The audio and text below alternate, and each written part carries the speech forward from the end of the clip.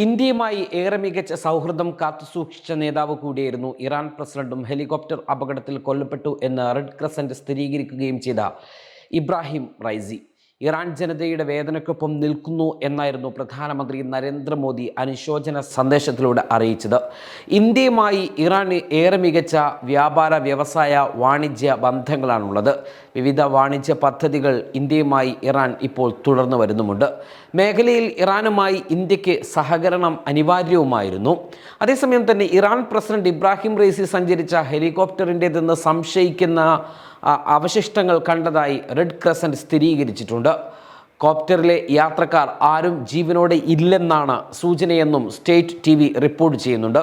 Iran വിദേശകാര്യമന്ത്രി ഹുസൈൻ അമീർ അബ്ദുള്ള യഹ്യാൻ, കിഴക്കൻ Azerbaijan പ്രവിശ്യ ഗവർണർ മാലിക് റഹ്മതി, കിഴക്കൻ അസർബൈജാനിലേക്കുള്ള ഇറാനിയൻ പരമോന്നത നേതാവിൻ്റെ പ്രതിനിധി ആയത്തുള്ള മുഹമ്മദ് അലി ആലു ഹാഷി അടക്കമുള്ളവരാണ് കോപ്റ്ററിൽ ഉണ്ടായിരുന്നത്.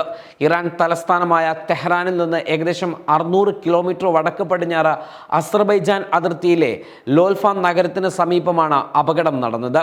തബ്രീസിലേക്ക് പുറപ്പെട്ട ഹെലികോപ്റ്റർ ലുൽഫയിലെ വനമേഖലയിൽ ഇടിച്ചിറക്കുകയായിരുന്നു എന്നാണ് പറയപ്പെടുന്നത്. അസർബൈജാൻ പ്രസിഡന്റ് ഇൽഹാം അലിയേവിനൊപ്പം പ്രദേശത്തെ അണക്കെട്ട് ഉദ്ഘാടനം ചെയ്യാൻ ഞായറാഴ്ച രാവിലെയാണ് റൈസി അസർബൈജാനിൽ എത്തുന്നത്. ആയത്തുള്ള അലി ഖംനേയിക്ക് ശേഷം ഇറാന്റെ പരമോന്നത നേതാവ് എന്ന പദവിയിലേക്ക് പരിഗണിക്കപ്പെടുന്ന നേതാവ് കൂടിയായിരുന്നു ഇബ്രാഹിം റൈസി. അപകടത്തിന് പിന്നിൽ അട്ടിമറി സാധ്യതയുണ്ടോ എന്നത് സംബന്ധിച്ച സൂചനകളൊന്നും ഇതുവരെ പുറത്തു വന്നിട്ടില്ല. അപകടത്തിൽ തങ്ങൾക്ക് പങ്കില്ലെന്ന് ഇസ്രായേൽ കഴിഞ്ഞ ദിവസം വ്യക്തമാക്കിയിരുന്നുവെങ്കിൽ കൂടിയും ഈ അപകട സാധ്യതകളുമായി ബന്ധപ്പെട്ട് ഇപ്പോൾ പലതരത്തിലുള്ള ചർച്ചകളും സംശയങ്ങളും ഉയർന്നു കേൾക്കുന്നുണ്ട്. ഇബ്രാഹിം റൈസിയും സംഘവും സഞ്ചരിച്ചത് 3 ഹെലികോപ്റ്ററുകളിലായാണ്. അങ്ങനെയെങ്കിൽ ഒരു അപകടവും കൂടാതെ മറ്റ് 2 ഹെലികോപ്റ്ററുകൾ ഉണ്ടാവുകയും ഇബ്രാഹിം റൈസിയുടെ ഹെലികോപ്റ്ററിനും മാത്രം മൂടൽമഞ്ഞ് എങ്ങനെ വന്നു എന്നതും സ്വാഭാവികമായും സംശയത്തിന് നിഴലാക്കുന്ന കാര്യങ്ങളാണ്. ഇതുതന്നെയാണ് ഇതിൽ അട്ടിമറി ഉണ്ടോ എന്ന കാര്യത്തെ സംബന്ധിച്ചുള്ള സംശയങ്ങൾ പലതരത്തിൽ നടക്കുന്നതും. ഇസ്രായേൽ തങ്ങൾക്ക് പങ്കില്ല എന്ന് അറിയിച്ചിട്ടുണ്ടെങ്കിൽ പോലും എല്ലാ സംശയങ്ങളും ഇസ്രായേലിനും അമേരിക്കക്കും നേരെ തന്നെയാണ്.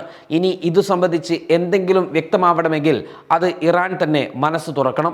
വൈകാതെ ഇറാൻ തന്നെ ഈ വിഷയത്തിൽ സ്ഥിരീകരണം നടത്തും എന്നുമാണ് മനസ്സിലാക്കുന്നത്.